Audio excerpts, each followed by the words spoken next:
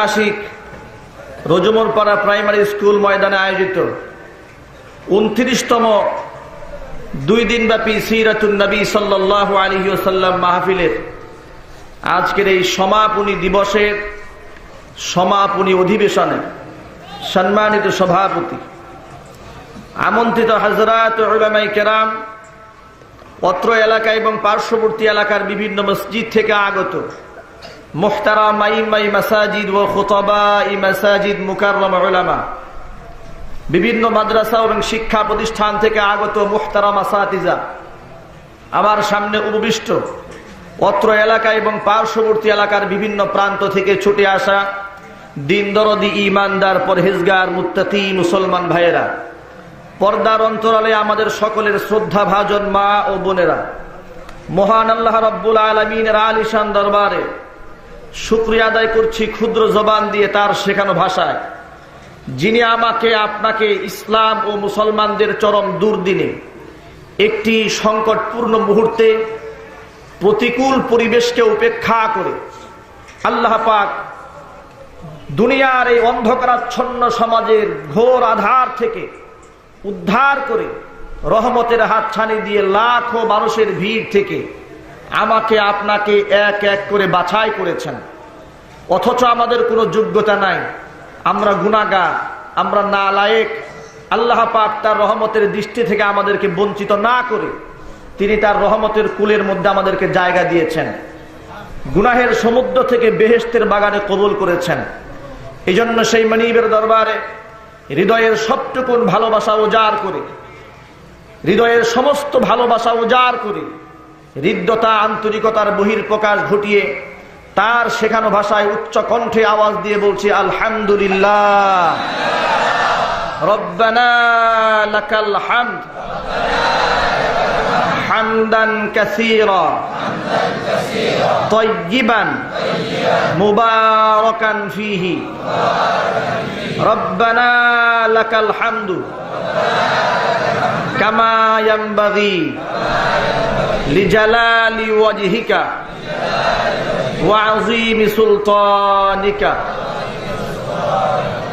প্রিয় বন্ধুগণ, আল্লাহ রাব্বুল আলামিন এমন একটি পরিবেশে আমাদেরকে আজকে এই বেহেশতের বাগানে কবুল করেছেন। পরিবেশটা খুব একটা ভালো না, অবস্থা খুব একটা অনুকূলে না, কারণ এই বেহেশতের বাগানকে তো বন্ধ করে দেওয়ার জন্য বহু ষড়যন্ত্র চলছে।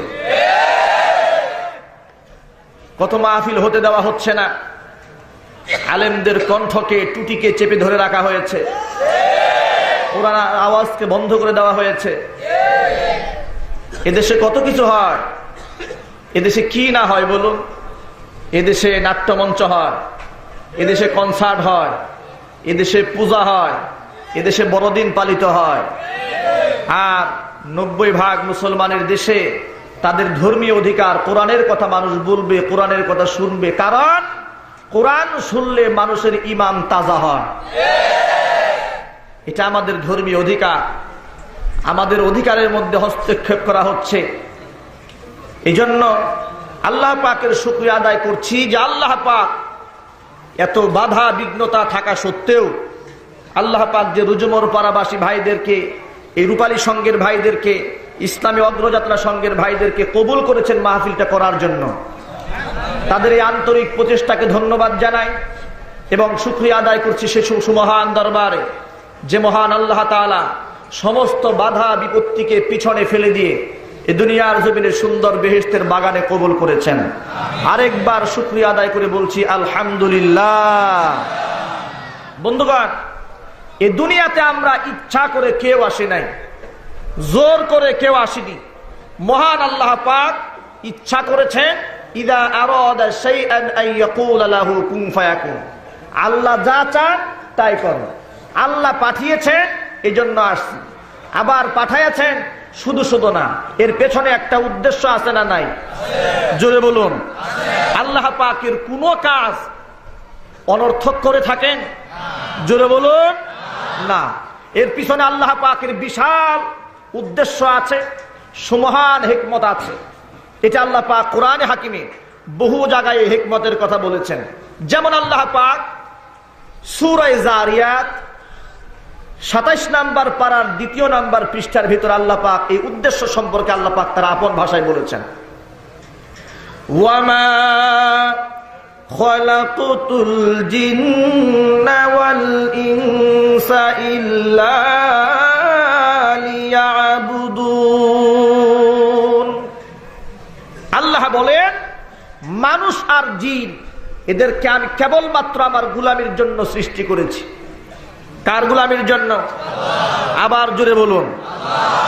এটা হচ্ছে একটি আয়াত সূরা মুলকের ভেতরে ২য় নাম্বার আয়াত ২৯তম পারার প্রথম পৃষ্ঠার মধ্যে আল্লাহ পাক বলেন,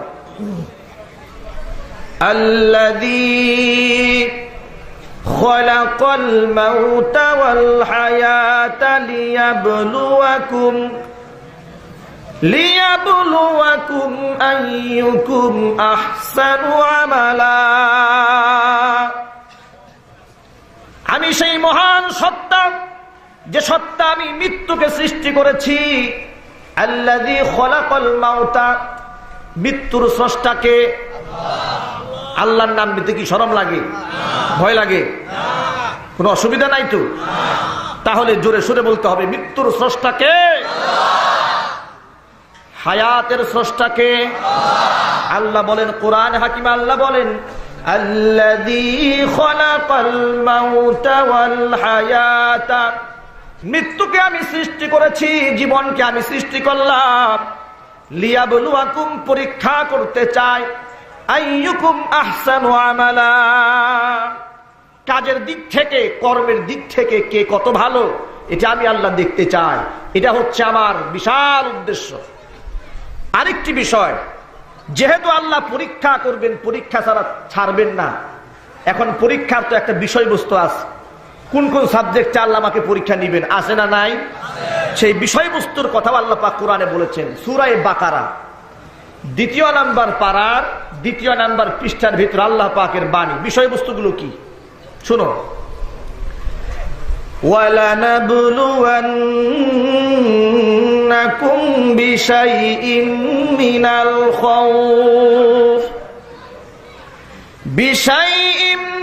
الْخَوْفِ وَالْجُوعِ وَنَقْصٍ مِّنَ الْأَمْوَالِ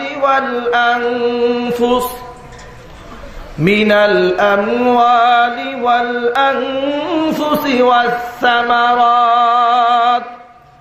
وَبَشِّرِ الصَّابِرِينَ।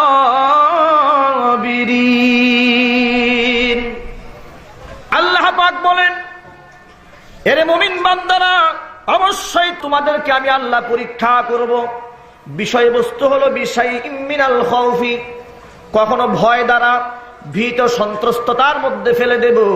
মুখের মধ্যে দাড়ি নিয়া, মাথার মধ্যে টুপি নিয়া, নবীর সুন্নাহ সমাজের মধ্যে বাস্তবায়ন করতে গিয়ে রাস্তায় যখন নামবা, অনেক সময় তোমাদেরকে ধাওয়া করা হবে, অনেক সময় গ্রেফতারের আতঙ্ক দেখানো হবে।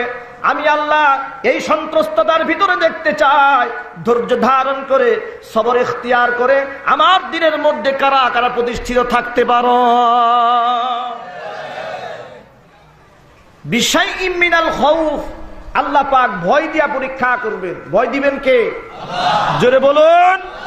ইমানদারদের ভয় আছে না নাই? ইমানদারদের বিরাট ভয়। মদখোর আর গাঁজাখোরদের কোনো ভয় নাই। গাঁজাখোরেরা রাস্তায় হাঁটে, ওদেরকে কেউ জিজ্ঞাসা করে না, কারণ শয়তান ওদেরকে দেখে আগেই পালায়। শয়তান বলে আমি আর কি ডিউটি পালন করবো, ও তো আমার জিম্মাদারি নিয়েই নিছে, তাহলে তো এখানে আমার ডিউটির দরকার নাই। আমি দেখি একটু আলেমুল আমাদের পিছনে গিয়ে একটু কাজটা সারতে পারে কিনা। ঠিক কিনা জোরে কর। মুখের মধ্যে দাড়ি নিয়ে চললে একটা সময়, এই যে আমাদের যে সমাজ ব্যবস্থা বর্তমানে চলছে, দাড়িওয়ালার কি খুব বেশি নিরাপদ?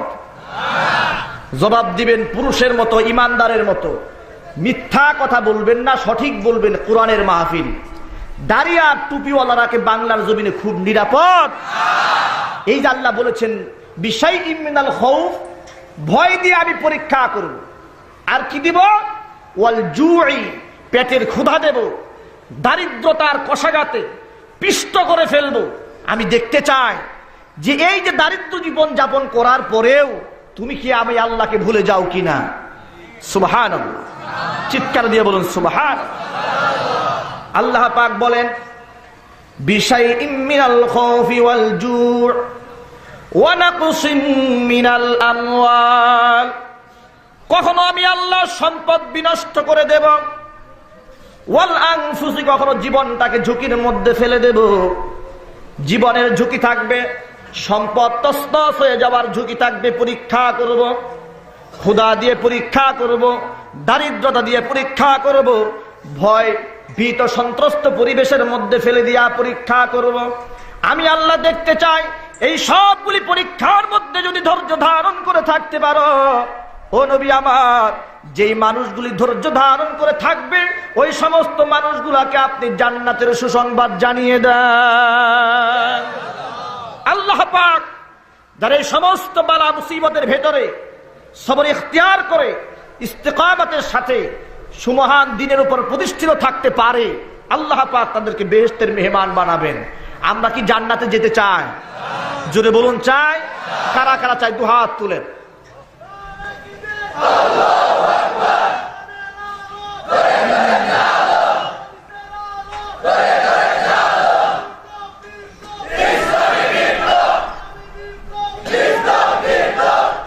বন্ধুগণ, জান্নাতে যদি যেতে চায় ভয়ের মোকাবেলা করতে হবে। যদি বলুন ঠিক কিনা? ভয় আসলে বুঝতে হবে আল্লাহ পাকের কোরআনের এই আয়াতের তার বাস্তব নমুনা। আমার জীবনে ভয় আসছে, আমার জীবনে আতঙ্ক আসছে। আচ্ছা, নবীদের জীবনে ভয় আসে নাই? জোরে কন। আল্লাহর ওলিদের জীবনে ভয় আসে নাই? যারা দিন প্রতিষ্ঠার জন্য সমাজে কাজ করেছে তাদের জীবনে ভয় আসে নাই? নাকি আল্লাহ শুধু বিরিয়ানি খাওয়াইছে, খালি সবজি কলা খাওয়াইছে, খালি দুধ ভাত খাওয়াই আল্লাহ পাক ইসলাম কায়েম করেছে? ইসলামকে কায়েম করতে গিয়া কত সাহাবা ইকরামের জীবন দিতে হয়েছে, কত নবীদের রক্ত ঝরাতে হয়েছে, ঠিক কিনা জোরে বলে? তাহলে ভয় পাওয়ার কোনো কারণ নাই, ভয়ের মধ্যে মোকাবেলা করতে হবে। তবে হ্যাঁ, ভয়ে ইসলামকে ছেড়ে দিয়ে দৌড় দেওয়া যাবে না। অনেকেই ভয়ের ঠেলায় দাড়ি কামাইছে বর্তমান সমাজে, আমি অনেকের খবর জানি। জোরে কন ঠিক কিনা? তাহলে আপনি কিসের ছাতার ভয়ের মোকাবেলা করলেন? আপনি তো কুফুরির শক্তির সামনে নত হয়ে গেলেন। কুফুরির শক্তির সামনে দাড়ি আর টুপি দেখলে যাদের ভিতরে চুলকানি যন্ত্রণা শুরু হয়ে যায়, অ্যালার্জি সৃষ্টি হয়। আগে যদি থাকতো দাড়ি 2 ইঞ্চি, এখন থেকে লাগবেন দাড়ি 6 ইঞ্চি লম্বা। যদি কোন ঠিক কিনা? ওদের কলিজার মধ্যে আঘাত দাও। নবীজি বলেছেন খালিফুল ইয়াহুদা ওয়ান নাসারা, ইহুদি নাসারা যা করে তোমরা তার উল্টাটা করবা। ওরা দাড়িরে কামায়, মুসকে বানায় মুচ্চামিয়া লম্বা সাপ, তোমরা মুসকে খাটো করবা, দাড়িকে লম্বা বানাইবা। রাসূলুল্লাহ বলেছেন, সুবহানাল্লাহ বলবেন না? তবে হ্যাঁ, এটাও মনে রাখতে হবে দুনিয়ার সব মানুষের পরীক্ষা কিন্তু সমান না। সমান আমি উদাহরণ দিয়ে অনেক জায়গায় বলি, এই যে আমাদের দেশে রিক্সাওয়ালা, তারা রিক্সা চালায়, ভ্যান চালায়, এরাও কিন্তু পাইলট, আর বিমান চালায় উনিও পাইলট। কথা বুঝে আসছে? এখন এই 2 পাইলট কি সমান? জোরে বলুন। রিক্সা চালাইতে গেলে বিএ পাস করতে হয়, এমএ পাস, বিরাট আলেম হইতে হয়, অনেক ট্রেনিং নিতে হয়। মজবুত 2টা পা আল্লাহর দেওয়া দান, মজবুত 2টা হাত, সুন্দর করে মেশিন স্টার্ট দিছে, ঠিক কিনা জোরে কন? আর পক্ষান্তরে যিনি বিমান চালায় তার পরীক্ষা দিতে হয়, তাকে পড়াশোনা করতে হয়, স্মার্টনেস থাকতে হয়, ফিটনেস থাকতে হয়, হার্ড ট্রেনিং দিতে হয়। কেন? ওর তো দাম বেশি, ওর তো দাম বেশি, মর্যাদা বেশি, ওর পরীক্ষাটা কঠিন বেশি, ঠিক কিনা জোরে বলুন? কারণ হচ্ছে রিক্সাওয়ালা যদি তার রিক্সাটা অ্যাক্সিডেন্ট করে, এতে করে মানুষের বিরাট বড় ক্ষয়ক্ষতি হওয়ার সম্ভাবনা খুবই কম। চালাক চতুর যদি হয়, পাও ছিলবে না, ব্যাঙের মতো লাভ দিয়ে 6 হাত দূরে গিয়ে পড়বে। আর যদি একটু হাবাগুবা হয়, তাহলে হয়তো পাটা ছিলতে পারে, বড় জোর এটা হবে। পক্ষান্তরে পাইলট যদি বিমান মিস্টেক করে, সেখানে যদি ভুল হয়, তাহলে কি হবে? মালয়েশিয়া এয়ারলাইন্সের মতো অবস্থাটা হবে। এই যে কয়েকদিন আগে মাস এয়ারলাইন্স যে ডুবে গেল, কয়েক সপ্তাহ তো খুঁজেই পাওয়া গেল না। 2-3 দিন আগে খুঁজে পাওয়া গেছে ভারত সাগরের দক্ষিণ পাশে তার একটা আলামত পাওয়া যাচ্ছে। তবে এটাও নিশ্চিত একজনও জিন্দা ফিরে নাই। এই হচ্ছে উপরের পাইলটের হালাত। যেহেতু তার কর্মের মধ্যে ঝুঁকি বেশি, এই জন্য তার দায়িত্ব পালন করতে গেলে তাকে হার্ড ট্রেনিং দিতে হয়। আবার তার বেতন স্কেল বেশি, সম্মানও বেশি, মর্যাদাও বেশি। আর রিক্সাওয়ালা যেহেতু বেতন কম, এর সম্মানও কম, এই জন্য একে হার্ড ট্রেনিং দিতে হয় না। এটা একটা সিম্পল উদাহরণ। যেমন আপনি ধরুন, এই যে আপনাদের চট্টগ্রাম শাহ আমানত ইন্টারন্যাশনাল এয়ারপোর্ট, এখানে যখন বিমানটা এসে ল্যান্ড করে, পাইলট যদি সামান্য একটুখানি ভুল করে, বিমানটা সরাসরি কর্ণফুলীর পানিতে, ঠিক না? ডাইরেক্ট কর্ণফুলীর পানিতে গিয়ে ডুববে। কক্সবাজার এয়ারপোর্টে যদি ভুল করে, ডাইরেক্ট বঙ্গোপসাগরে গিয়ে ডুববে। আর ঢাকা এয়ারপোর্টে ভুল করলে কই যাবে? বুড়িগঙ্গার পচা পানিতে, ঠিক কিনা যদি বলুন। তাহলে বোঝা গেল তার দায়িত্ব বিরাট ঝুঁকি। পক্ষান্তরে রিক্সাওয়ালার ঝুঁকি কম, বেতন স্কেল কম, পরীক্ষাও কম। এটা একটা উদাহরণ। আরেকটা জিনিস দেখেন, আপনাদের এলাকায় 20 তলা, 30 তলা, 50 তলা বিল্ডিং যখন বানানো হয়, চট্টগ্রাম শহরে 15 তলা, 16 তলা বিল্ডিং আছে না? এই 20 তলা বিল্ডিং বানাতে যতগুলো মাটি খুঁড়তে হয় এবং সেখানে যে পরিমাণ ইট, বালিকণা, সিমেন্ট, রড ঢুকাতে হয়, সেমি বিল্ডিং, একতলা একতলা বিল্ডিং বানাতে এত কিছু ঢুকাতে হয়? প্রয়োজন হয় না। এটা হচ্ছে দুনিয়ার আরেকটা সহজ উদাহরণ। এবার আপনি দুনিয়াটা বুঝলেন, এবার আখিরাতটা বুঝেন। আল্লাহ রাব্বুল আলামিন কাল হাসরের ময়দানে যেই ব্যক্তিকে আল্লাহ পাক জান্নাতের যত বেশি উঁচু মাকাম দান করে দিবেন, দুনিয়ার জমিনে আল্লাহ পাক তাকে তত বেশি হাত পরীক্ষার মধ্যে ফেলে দিবে। কি কোন ঠিক কিনা? ইমানদার যারা হবে, কাল হাসরের ময়দানে জান্নাতের ভিতরে যাকে আল্লাহ পাক যত বেশি উঁচু মর্যাদার মাকাম দান করে দিবেন, দুনিয়ার জমিনে আল্লাহ পাক তাকে তত বেশি কঠিন পরীক্ষায় ফেলে দিবে। আপনি তাকান তো, আমাদের জাতির পিতা ইব্রাহিম আলাইহিস সালাতু ওয়াস সালামের দিকে তাকান। তার পরীক্ষা, তিনি হচ্ছেন গোটা মুসলিম জাহানের জাতির পিতা, মুসলমানদের ফাউন্ডেশন। তার পরীক্ষা আর সাধারণ একজন মুসলমানের পরীক্ষা কি সমান? যদি বলুন সমান, কখনো না। বন্ধুগণ আমার, আল্লাহ রাব্বুল আলামিন তো আমাদের মতো সাধারণ মুসলমানদেরকে নিয়ামতের জিন্দেগি দান করেছেন, সহজ পরীক্ষায় ফেলেছেন, তারপরেও তো পাশ করতে পারলাম না। কত সুন্দর নিয়ামতের জীবন। তাকান, দুনিয়ার জমিনে যখন প্রথম আগমন করলাম, দুনিয়াতে আসার সাথে সাথে আমার ডান কানের মধ্যে আজানের আওয়াজ, বাম কানে ইকামতের শব্দ ফুঁকে দেওয়া হয়। ফজরের নামাজের সময় আমি ঘুমিয়ে থাকি, মুয়াজ্জিন যখন হাইয়া আলাস সালাহ, হাইয়া আলাল ফালাহ বলে ডাক দিল, আস-সালাতু খায়রুম মিনান নাওম বলে মুয়াজ্জিন যখন ডাক দিয়েছে, একটা সেকেন্ড তো বিলম্ব না করে আমি দৌড়িয়া মসজিদে জামাতে শামিল হয়ে গেলাম। জোহরের নামাজের সময় কর্মব্যস্ত মানুষ আমি যখন কর্মের মধ্যে লিপ্ত ছিলাম, এমন সময় যখন মুয়াজ্জিন হাইয়া আলাস সালাহ বলে ডাক দিয়েছে, একটা সেকেন্ড তো বিলম্ব না করে দৌড়ে আমি মসজিদমুখী হয়ে গেলাম। আসরের নামাজের সময়, জোহরের পরে খাবার দাবার খেয়ে ক্লান্ত পরিশ্রান্ত ঘুম ঘুম ভাব আসতেছে, কাইলুলার মধ্যে শুয়ে গেলাম। যখন নিদ্রায় চোখটা ভেঙে আসে, এমন সময় মুয়াজ্জিন আসরের নামাজ আজান ফুঁকে দিল। একটা মুহূর্ত বিলম্ব না করে দৌড়ে আমি মসজিদে চলে গেলাম। মাগরিবের নামাজের সময় মানুষ যখন খেলায় ব্যস্ত, মানুষ যখন গল্পের আড্ডায়, চায়ের আড্ডায় মত্ত, ওই মুহূর্তে আমি মুয়াজ্জিন আজান শুনে দৌড়িয়া মসজিদে চলে গেলাম। রাতের বেলায় বিছানায় ঘুমাতে যাব, এমন সময় মুয়াজ্জিন যখন হাইয়া আলাস সালাহ, হাইয়া আলাল ফালাহ বলে ডাক দিয়েছে, একটা মুহূর্ত বিলম্ব না করে আমি জামাতের সাথে ইশারের নামাজটা আদায় করলাম। আমার নবীজি বলেছেন, যেই নবীজির জবানের এত দাম, আল্লাহর হাবিব যা বলেছেন ওহির মাধ্যমে বলেছেন, আর নবীজি জবানে যদি কোনো কথা বলেও ফেলতেন, আল্লাহ পাক তার সম্মান রক্ষা করে দিয়েছে।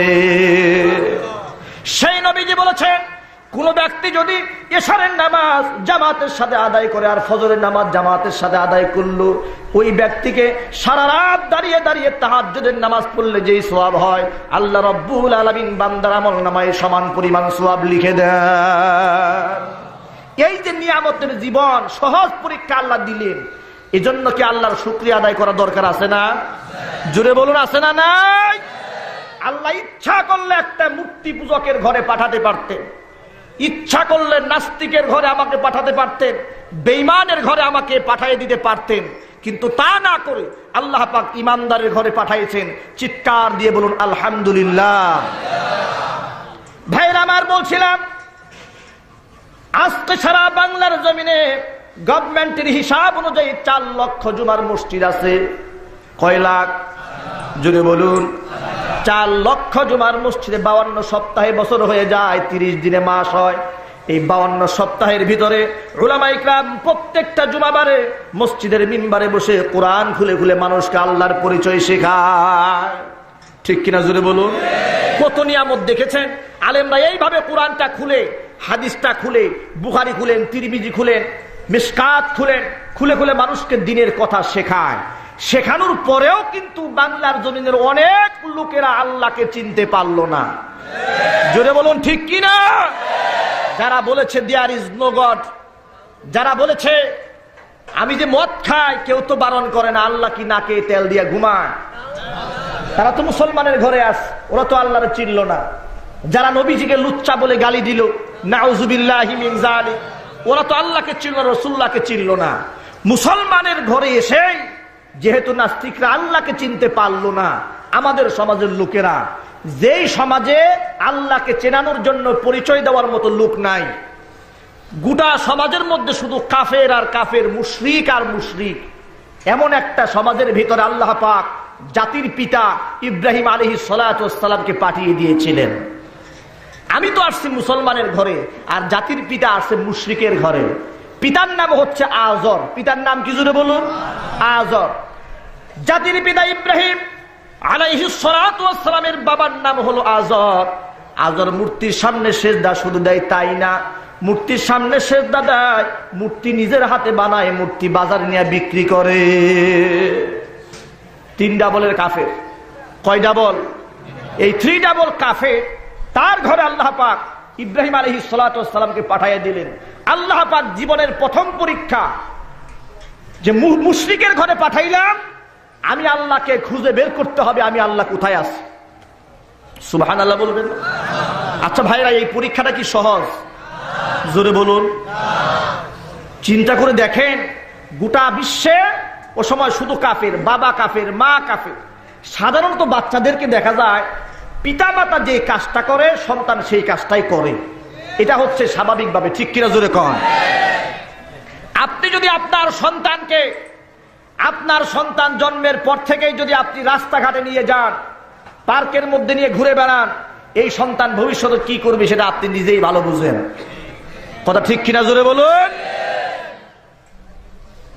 এই যে কয়েকদিন আগে সারা বাংলাদেশে জাতীয় সঙ্গীত গাওয়ানো হলো, জাতীয় সঙ্গীতের একটা উৎসব করা হলো। আমি জানি না এর হিকমত কতটুকু। দেশের প্রতি শ্রদ্ধাবোধ আমাদের সকলেরই আছে। ঠিক কিনা জোরে কন। দেশের প্রতি শ্রদ্ধাবোধ দেশের নাগরিকের কেন থাকবে না? থাকতেই হবে। মমত্ববোধ থাকবে, শ্রদ্ধাবোধ থাকবে, এর সাথে সাথে নীতি এবং নৈতিকতাও থাকতে হবে। আমার নৈতিকতা যেন বিনষ্ট না হয়ে যায়। পত্রপত্রিকার মধ্যে খবর আসতেছে, সেখানে যে অবস্থাটা হয়েছিল, নারী আর পুরুষ একাকার, তো মেয়েরা এত বেশি ইফটিজিং এর শিকার সেখানে হয়েছে, এত বেশি, এতটা বেশি, যা বাংলাদেশের স্বাধীনতার পর থেকে এ পর্যন্ত এককভাবে কখনো হয় না। ছেলেরা মুখের মধ্যে পানি নিয়ে মহিলাদের মুখের মধ্যে মারতেছে। টেলিভিশনে দেখা গেছে, সরাসরি পত্রপত্রিকায় আস, ছেলে মেয়েরা সামনে সামনে দাঁড়ানো, পিছন থেকে মুখে পানি নিয়ে ওর পেছনের সাইডে পানি মারতেছে, মুখের মধ্যে মারতেছে, গায়ে দিয়ে হাত দিচ্ছে। একজন প্রভাষক তিনি বলেছেন, সচক্ষে যেই দৃশ্য সেখানে দেখলাম, লজ্জায় মাথা নত করলাম। আলেমরা সেটাকেই বলে দেশ রক্ষা করার জন্য উলামায়ে কিরাম রক্ত দিয়েছেন। এই যে ইংরেজদের থেকে দেশ স্বাধীন করেছে কারা?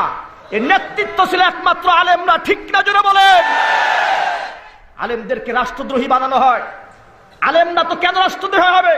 আলেমরা মানুষকে দেশের মমত্ববোধ শেখায়। তবে মনে রাখতে হবে, মমত্ববোধের অর্থ কিন্তু আমার কোরআনকে বিলিয়ে দেওয়া নয়। মমত্ববোধের অর্থ কিন্তু আমার মায়ের ইজ্জতকে লুণ্ঠন করা নয়। আমার মা বোনের ইজ্জতের মধ্যে হানা দেওয়া, এর নাম কিন্তু দেশপ্রেম নয়। ঠিক কিনা জোরে বলো জাতি। এটা আমাকে মনে রাখতে হবে।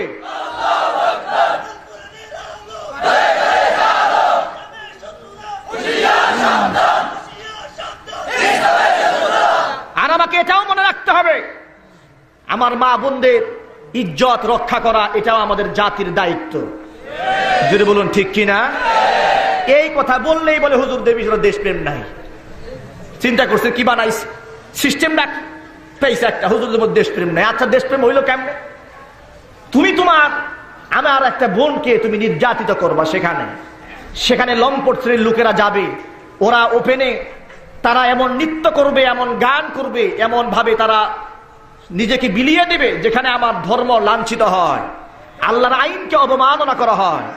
এই যে কয়েকদিন আগে এই কক্সবাজারের সমুদ্র সৈকতে যে ঘটনা হলো, গত সপ্তাহের আগের সপ্তাহে টি-20 বিশ্বকাপ উপলক্ষে বাংলাদেশের কক্সবাজারে সারা পৃথিবীর সর্ববৃহৎ সমুদ্র সৈকত, সেখানে ওপেনে নারী আর পুরুষদেরকে নৃত্য করানোর যে চেষ্টা করা হয়েছে এবং তা বাস্তবায়ন করা হয়েছে, কক্সবাজারবাসী বলেছে জীবনে এই বেহায়াপনা সচক্ষে ওপেনে কখনো দেখি নাই।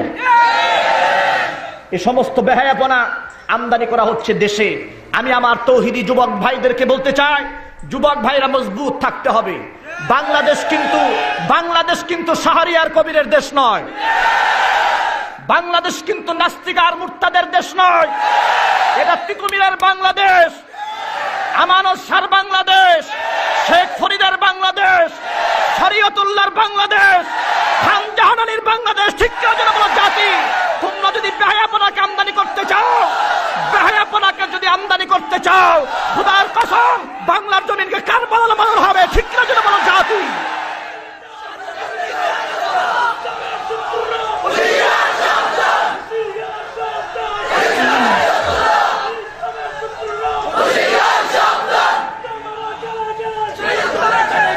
বন্ধুগণ আমার, মনে রাখতে হবে এদেশ কিন্তু কারবালা হয়ে যাবে। যে বলো ঠিক কিনা জাতি? এদেশের মধ্যে বেহায়াপনা আমদানি করা যাবে না।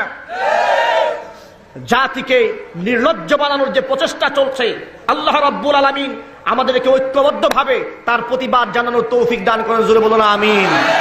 আর জোরে বলো না আমিন। ভাইরা আমার, বলছিলাম ইব্রাহিম আলাইহিস সালাতু ওয়াস সালাম, তাকে আল্লাহ কেমন কঠিন পরীক্ষায় ফেললেন দেখেন।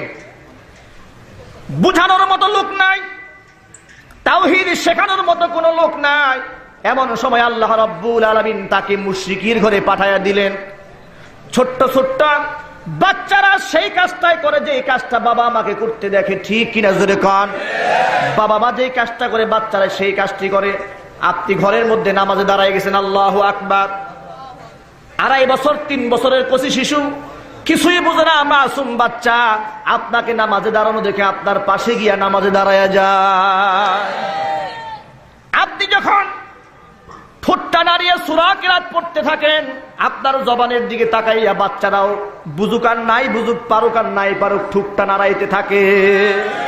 মা যখন সিজদায় চলে যায়, বাচ্চাও সিজদায় চলে যায়, কাত হয়ে মায়ের চেহারার দিকে তাকায়।